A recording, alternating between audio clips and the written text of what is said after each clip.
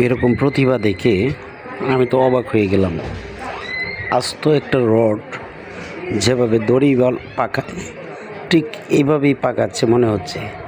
দেখেন, মনে হচ্ছে না যে এটা কোনো শক্তি লাগে। সম্পূর্ণ কৌশলের সাহায্যে আস্ত একটি রড কীভাবে বলটাচ্ছে না দেখলে আমিও বুঝতাম না যে ওরা এত সহজেই এত বড় একটি রড এইভাবে বলটাইতে পারে।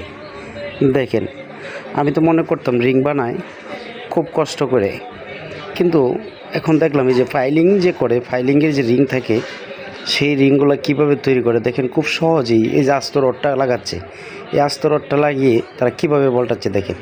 এই যে দেখেন দুইজন এই দিক দিয়ে ঘোরাচ্ছে, আবার ওই পাশে আছে দুইজন, ওদেরকেও দেখাচ্ছি। এই যে দেখেন এই পাশে আছে দুইজন, ওরা ওইভাবে ঘোরাচ্ছে।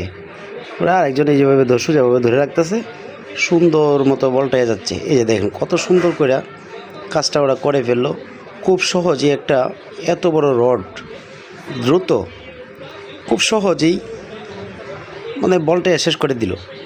মনে হলো কি দড়ি পাকাইতেছে, এরকম কাঠের দড়ি পাকাইতেছে।